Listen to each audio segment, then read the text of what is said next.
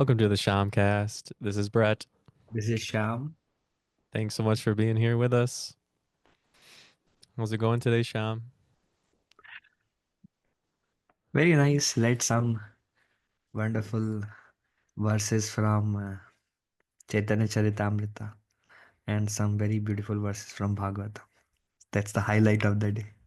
Mm. Is there any verses, or maybe any insights you'd like to share? It was very deep. Mhm. It was speaking about false ego.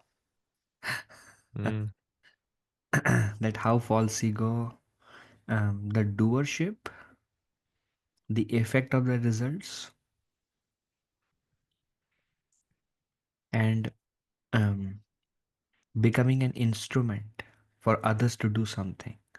These are three functions of false ego. mm. Becoming an instrument for others to do something. Like inducing others to do something. Okay. That's what the false ego does. Uh, Interesting. I'm thinking of our verse that we spoke about last time, and how it says that the soul does not act and doesn't uh, induce anyone to act. uh, Um, but the false ego does, uh, right? The sense of I and mine. uh. And this is so nice that very similar verse in Bhagavatam. That, Mm, that verse and this was almost same. Almost same. Just it's written in different form of Sanskrit, exactly same meaning. And that is spoken by Krishna, this spoken by Lord Kapila, incarnation of Krishna. But we see how how Bhagavatam and Bhagavad Gita are so similar in a there is not even a slight differences in the conceptions. mm. Yeah, yeah. They work with the same, like it's the same foundation, the same Uh, groundwork. And it's like maybe Bhagavatam just sort of expounds more on what uh, Bhagavad Gita is talking about, and uh, how it plays out in real life with people, and mm, has Bhagavatam has many, many stories. mm, Um, mm, whereas Bhagavad Gita, being the very short and concise piece that it is, although it is a part of a much larger story, but mm, just the Bhagavad Gita itself is like just the philosophy, it's just like mm, the essence of what the teaching is. And mm, yeah, these other texts, Bhagavatam, and I have not personally read Chaitanya Charitamrita. mm, Um, not certainly not qualified for that, but yeah, even more so, right? It's like even gets even more into the details of the stories of what it is like to be a devotee, what those mm, interactions are like, those emotions and those relationships are like. mm, mm. Something was very wonderful in Chaitanya Charitamrita. I was trying to recall, but this is age of Kali, so forgetfulness is quite common. But when I was reading, I was like, wow, it was so nice to read. Mm. Yeah, absolutely. Well, I'm looking forward to doing a little reading with you here today, talking about it. Yeah. Uh, so, yeah, going off of um, the what we talked about last time, we're leading into another verse in chapter 5. Mhm. Um, and why don't I just read it? It's 5.18. Okay. So Krishna says, the humble sages, by virtue of true knowledge, see with equal vision a learned and gentle Brahmana, a cow, an elephant, a dog, and a dog eater or outcast. So this is referring to, I guess, first of all, the humble sages. Mhm. So we've talked a lot about the humble sages, spiritual masters.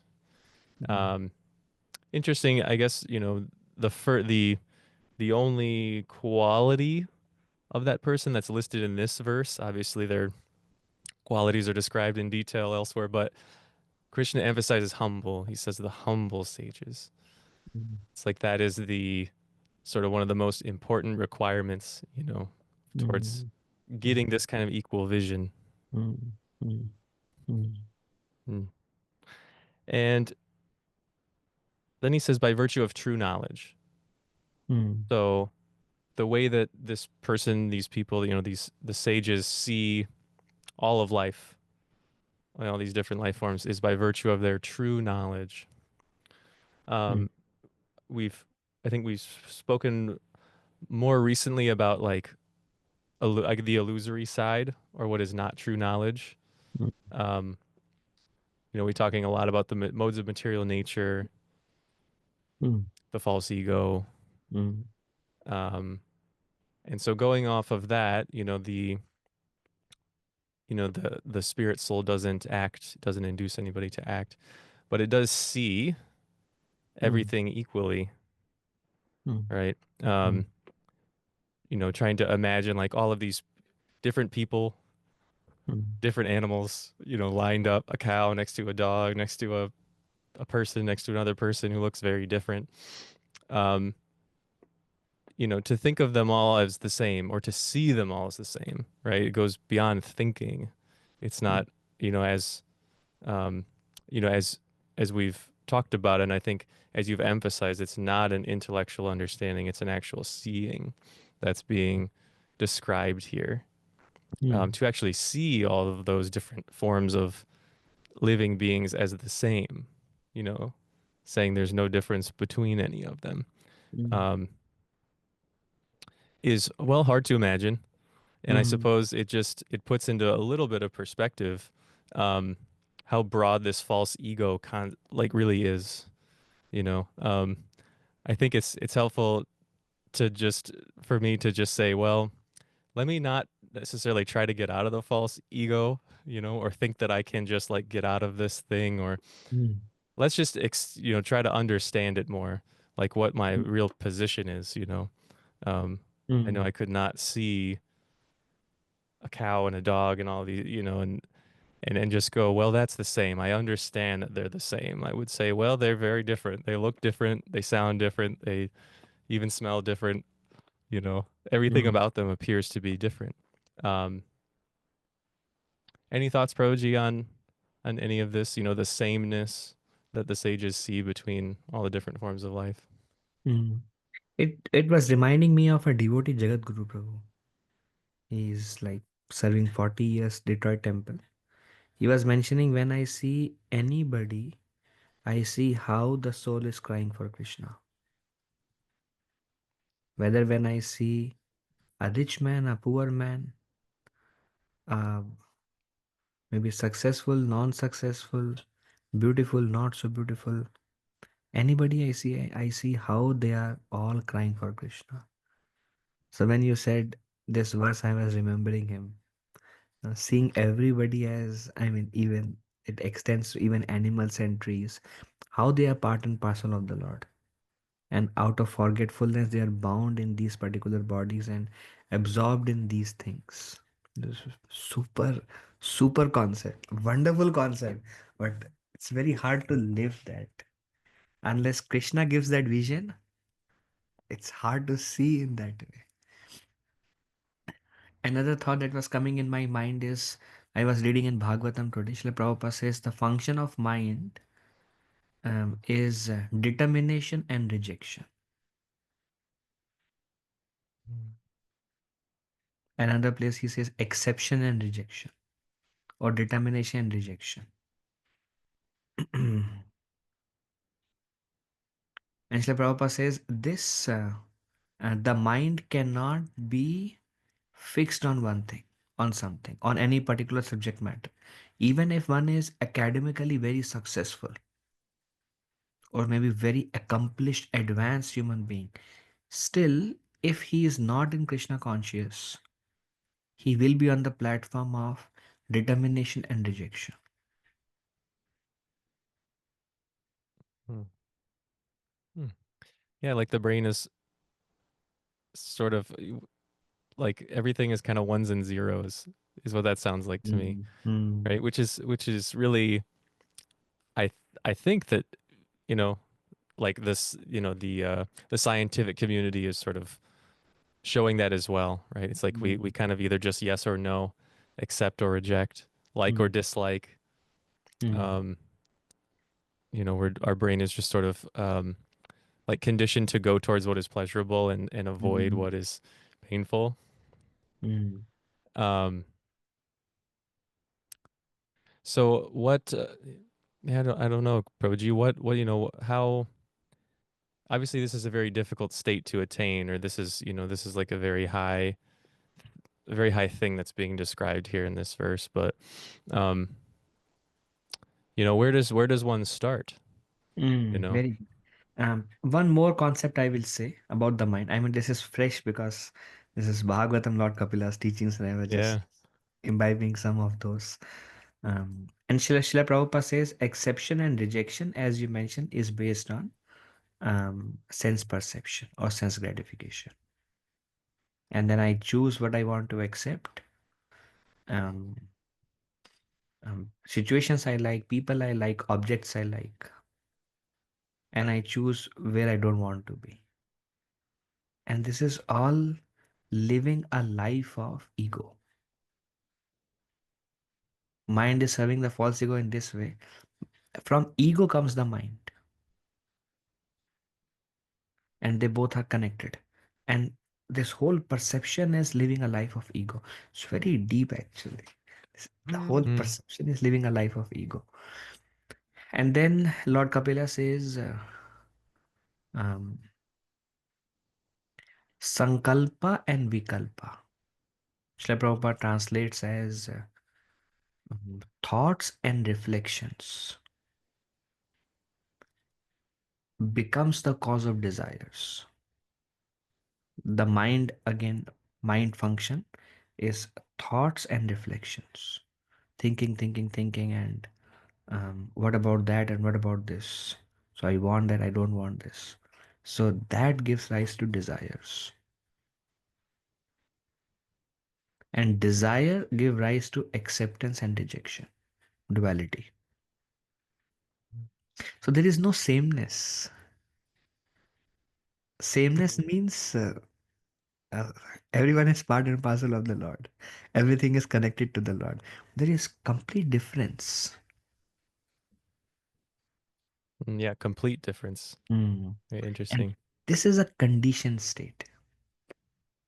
And this is a life which is run on mind and ego conceptions. And then there is this pure souls whose life is run on soul conceptions. Very wonderful, actually.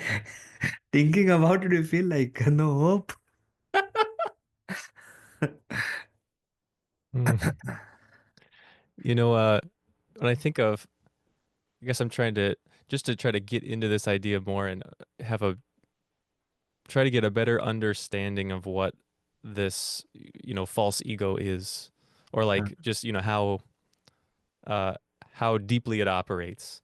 You know, if I think about like seeing a dog, I see a dog on the street, I immediately start forming these judgments. I kind of give a yes or a yay or a nay on all these different things. Like, is the dog cute or is it not cute? Is it sweet or is it mean? Is it loud or is it quiet? It's like, do I like the dog? Do I not like the dog based off of these qualities? It's like that desire is that I have a desire that this dog be very nice and sweet and like show me attention or, whatever it might be. Um, and then mm, I would go around and I would tell people, "Oh, I met a very nice dog today." And so like my mind is always completely focused on the differences or just on these polarities, it was mm, this way or it was that way. Um, and I suppose the spiritual point of view is sort of flipping that around mm, and, all of those differences are in the background. I suppose it's not as if, those things aren't there. mm, I mean, spiritual teachers still understand, they see the mm, conditioning that a mm, living entity is under mm, actually very clearly, right? Because mm, they're not so focused on it. They're not forming judgments about it. mm, Um, they're seeing with this equal vision, they see everything, sort of everyone as they really are. So it's like mm, they see that purity and that goodness in you or in a person, but then they can very clearly see what the conditioning is and all okay. Mm. And then they understand perhaps what they need to, what little thing that they could say that might be beneficial or, thing that they could do. Um, but very hard to imagine like Mm. not having those thoughts about that dog, or like or a cow or whatever it is, and not to mention a person, where we form so many judgments and we make so many mental decisions about people without even really realizing it. Yeah. It's so quick. It Yeah. happens so rapidly. It's like how I see it as this is the work of illusory energy. And even if we want to see the people as spirit soul hankering for Krishna, just there is there is a moha. Moha is like moha is illusion. Immediately a moha around us. This whole concession and we're just bound by this. Mm, Just can't cross over it. Just can't see beyond that. It's just like holding over us fully. That's how we see. mm. Yeah, it's Yeah. it's only by mercy, bro. Mm. Yeah, I mean the energy is so strong, you know. Oh, it's Um all powerful. and I mean Maya or illusion Mm. is energy, right? It's Mm. described as the illusory energy, right? So very, very powerful. Mm. Um, you think of like you're in front of somebody you really want to think this is a pure spirit soul who's, I just want all good things for this person, and then they present some sort of energy that um it sort of hits you, It's like it's very difficult. It takes a lot of it's like you really have to, have the patience or um a lot of those good qualities to Mm. not react inside, and so yeah, I mean that I guess that's sort of part of my I'm wondering from you like what it's almost like where do we start with it, right? Like you know, maybe maybe not everybody thinks of it in these terms like oh I'm being confronted by the illusory energy and but maybe some of these things make sense, right? Like I mean this is sort of a description of how the mind tends to work, and so um Krishna's Krishna's description of what the humble sage's vision is like. Um, it sounds wonderful, but it sounds very almost impossible to get really to that point. So, um, yeah, I suppose where do we start? What are some things? What can we do? Mm. What Srila Prabhupada mentions in the purport is mm, as long as the mind is not engaged in some form of Krishna consciousness, Mm, this is natural. This bewilderment is natural. Everyone seems very comfortable with it, but everyone is in that. Everyone is thinking from that external platform, working on the external platform, but mm, everyone is very comfortable. This is this material world actually. Wow. What a creation, bro. The Prabhupada says, yeah. And it is this Krishna consciousness which gives us a deeper vision and develops the deeper vision, the internal vision. By reading, by associating, by hearing, we may get that vision for a moment. Like Srila Prabhupada says, for a moment, we may be out of the illusory energy and see the reality. Oh, and then the next moment, we are again. So mm. yeah. Yeah, very true, Proji. I think about, just in regular life, I don't know. It almost, it feels to, I think many of us like there is no other way to be other than to it, or maybe like we're supposed to be making judgments about things. We're supposed to be seeing those dualities because that's how we tell, what is safe, what is not, who is safe and not safe. Or, it seems like in many ways, it seems like it could be a positive thing, right? Mm. Um, that's not really what we're talking about exactly here, Mm, right? mm, Like we're not talking about mm, not seeing things. Again, like the humble sage can very clearly see everything mm, around, can very clearly tell who is, a quote safe or dangerous person. mm, mm, Um, and I think would actually just avoid the company of an unsafe person altogether. They wouldn't even be put into that situation probably. Um, mm, so it's not quite that, right? mm, It's not a rejection of like the obvious things in front of mm. oneself. Um, Discrimination is there. yeah, sure, discrimination. So Srila Prabhupada Yeah. says if a pure devotee sees a lion, he sees that also as part and parcel of Krishna, but he has a discrimination um, that he won't go and embrace the lion. That discrimination is there with the spiritual vision. Mm, yeah. And yeah, thank you, Proji. I feel like maybe what I'm trying to circle around is that this is a description of when the mind is actually getting stronger and clearer and Mm, under like has more understanding, mm, you know. Um, I think that's kind of an important point because it mm, seems like, oh, well, maybe you have to lose your mind, mm, or something like that. It's like, mm, well, you don't go up to the lion, your mm, your mind becomes very much uh stronger, mm, and more intelligent, more capable. mm, Um, and so it's just sort of seeing things on a higher level, right? mm, mm. So in our in common life, mm, the mind is never stable. It will be with one thing and then it wants to reject that thing. Then another thing and want to reject that thing also.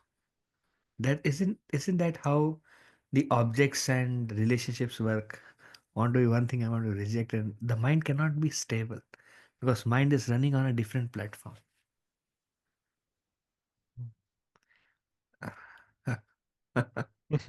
I think so, yeah.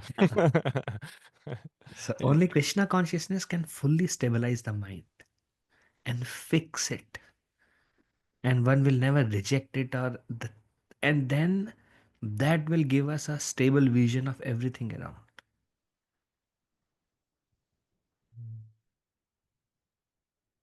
gradually. yeah, very gradually, right? We understand where we are now, we understand what the goal is, we understand what to do, and remaining is patience. Mm. Mm.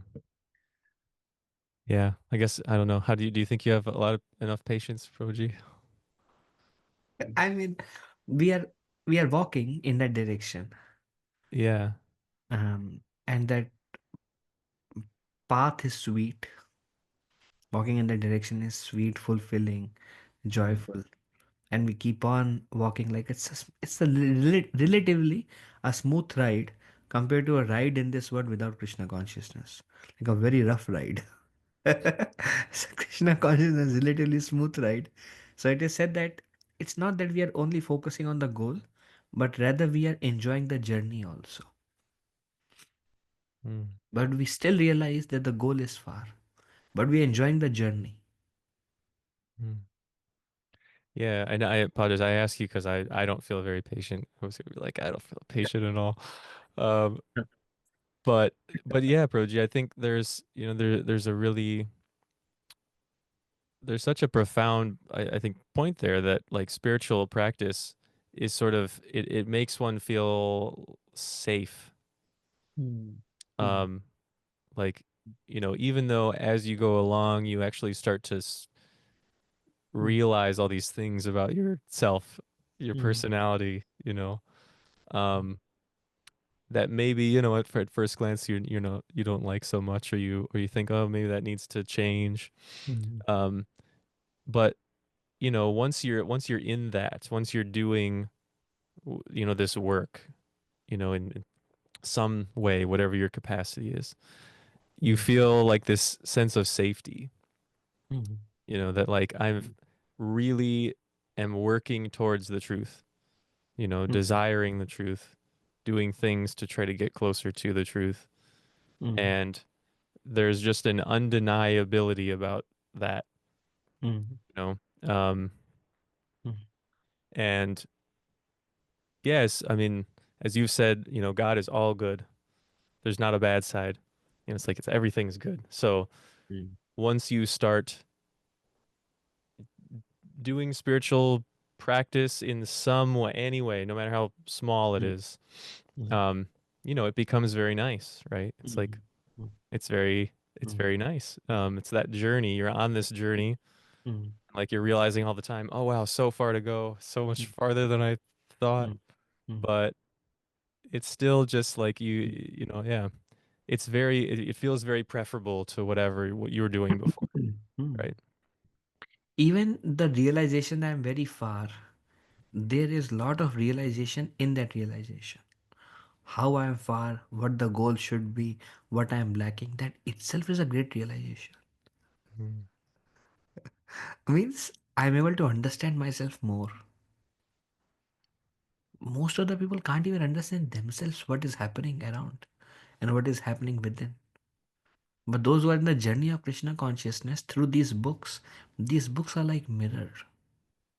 Then we start seeing us. Oh, that's what is happening with me. That's what should not happen. That's what should happen. So this mirror itself is a great realization. We may not be there at the goal, but we are very happy we are understanding where we are. That itself is a realization. And these are not our realization. Mm. We just hear the absolute thing and we understand, yeah, I'm not there. And then we hear where I am. That's correct. So it's such a wonderful journey, such so many beautiful realizations every like regularly. Mm. Yeah, I'm thinking of the metaphor that's used a lot with well, I mean, we have it, I guess, in common day life. It's like the light bulb moment, like the light bulb comes Ah, on.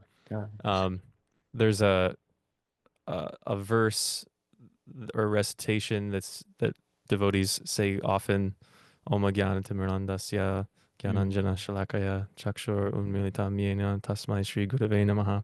That mm, starts, I was born in the darkness of ignorance. mm, And there's this metaphor is used very frequently where, you know, at some point, you're in a state of darkness or ignorance. This is tamas. This is the mm, one of the mm, three modes of material nature.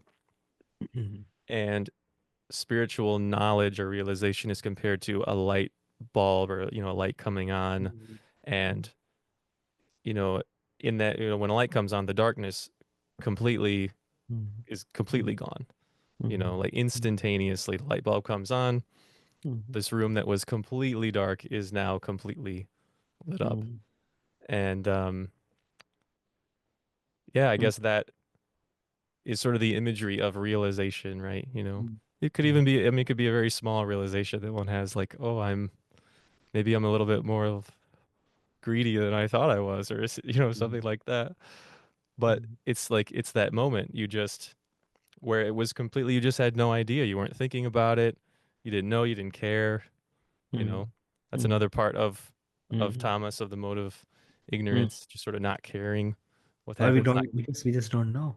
yeah, you just don't know. The light comes on, it's like, Ah, wow. you see it. Yeah. I was thinking, imagine we are in like there's complete darkness. We are standing somewhere, no moon, no light, and we don't know what is around at all. And then suddenly there is a path which is illuminated, and we see there are trees around, and there is this beautiful path, and you're like, oh, so that itself is a revelation. Our life is like we don't see it. It's like we don't know what to do, and we are doing something, something, something. We don't know where to go, what to do, how to act. And we think this is the right thing to do, and we're just living our life. And this Krishna consciousness tells us what is wrong and what is right, what to do, what not to do. And then we realize what I was doing actually was wrong. And we understand what I must be doing, which is the right thing. So that revelation of path itself is the one of the result of Krishna consciousness. We understand what to do or not to do. See, before we came to Krishna consciousness, we don't even know what is right, what is wrong. We're just living a life like everybody lives. And now we are getting a sense of discrimination. Even though we may have attachment to wrong, we have an understanding this is wrong. Mm. So the path is getting revealed. Yeah. I suppose that for a lot of us, it's our path seems to be driven by a desire, just whatever it is that I want, right? And we Yeah, yeah. take that path, wherever it goes, just because it's Mm, like mm, what I want. yeah. Um, or sometimes people feel like they're not in control of it, or it's involuntary. They're just sort of being, led. But yeah, I guess it's a big thing to just Mm, to know that like there is a path or to mm, see. mm, Um, that's where I think the example of others comes in or is so important, mm, because the more you meet and are around people who, you know, can say, yes, I've found a path, a mm, spiritual path. This person showed it to me, right? Everybody's like, this person showed it to me. These people showed it to me. Then, it really strengthens that conviction. mm, Um, mm, and it makes it makes one able to see that path for themselves a little more clearly. mm, mm, Yeah, but you really need the help of others in that mm, regard in order to see it. mm, mm. So another thing I was also thinking is based on this verse, Krishna says, Vidya Vinaya Sampanne. Vidya and Vinay, humility and knowledge. A humble sage by the virtue of true knowledge. So this knowledge is something that has become ours. Whenever Krishna speaks about knowledge, he's speaking about what we have realized. In current word, knowledge seems to be I read it, I know it, and I have the knowledge. But that's not how Krishna uses the word knowledge. Krishna says humility comes by the virtue of knowledge. The effect of knowledge is humility. But nowadays we see when knowledge is external, knowledge leads to pride. But realization of truth leads to humility of who I am and what the reality is and who the divine is. Mm. So, by the virtue of true knowledge, means which has become ours. One second. Mm-hmm.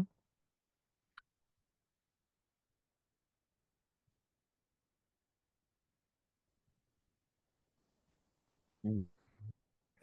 Yeah, Proji, so to that point, regarding true knowledge, one of the things that Srila Prabhupada mentions in this purport to this verse, he talks about the Paramatma or the super soul, and how, the person who really has equal vision, um, we're all living beings, um, is seeing Paramatma or is realizing the Paramatma. So the Paramatma is the the element of God or the supreme that is in every being, right?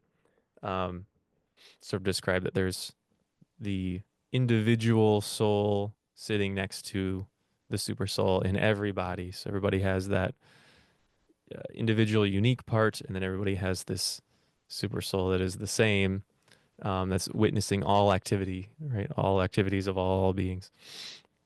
And at least, from what Srila Prabhupada is saying, is like it's this person with equal vision is actually seeing that element in each person that is the same.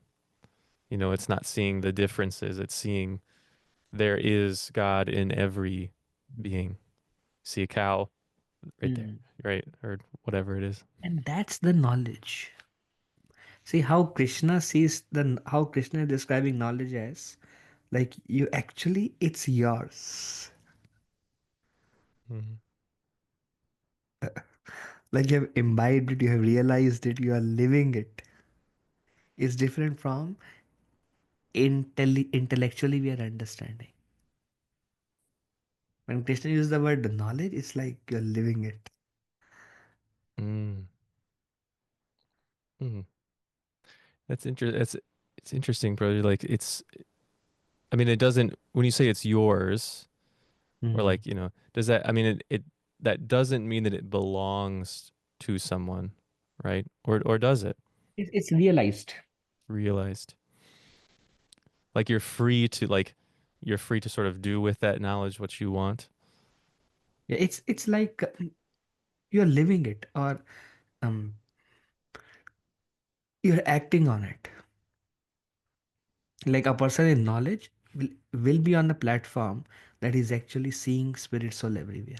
He's not working on the conception of determination, rejection, and that hovering of the, that bewilderment around people and around object. All those things are gone.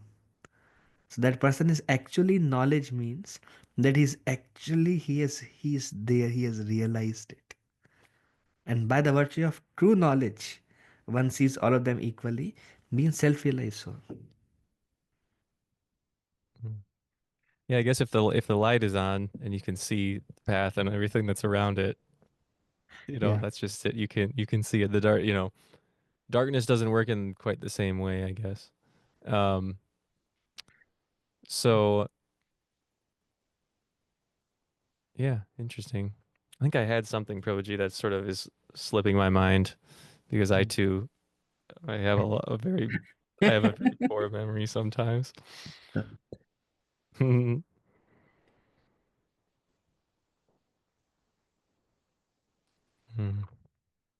Yeah, I guess just that thought prodigy is basically it's just it's kind of an imagining what it's like, but I mean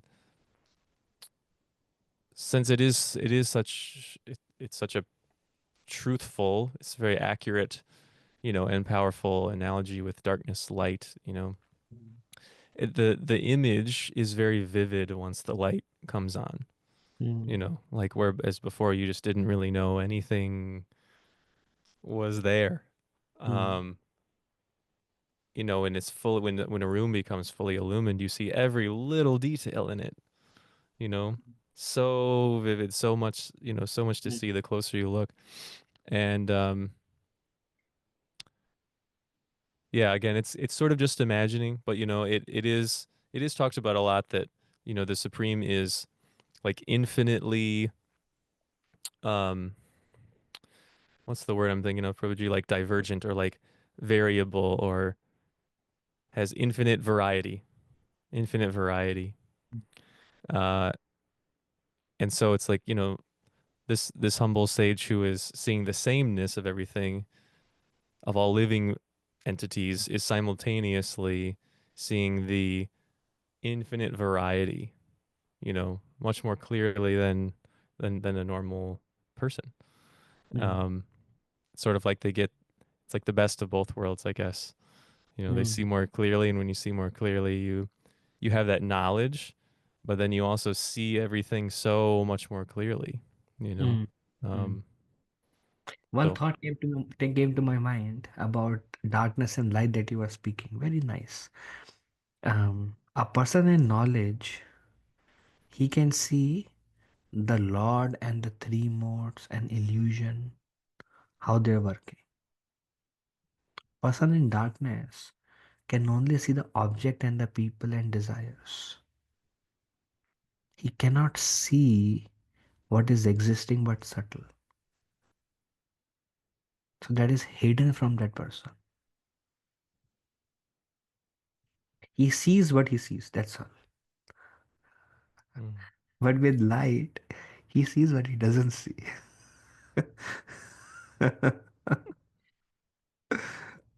mm, mm, Subtle forces in action. mm. And then it takes a gradual process Once you can Mm. see what you can't see, to actually see it. That's actually illumination. Yeah. Because people may say, yeah, I see the light, I see everybody. We don't see. Whatever we see is darkness. Because actually, it's just the modes and illusion in play, just the mind in play, false ego in play. Don't see the real substance. The soul, the divine, the three modes don't see that. So external level, that's all we see. That's darkness. Mhm. Well, I guess we know from this verse what the trait that we want to cultivate is, right? Amazing. What that humility.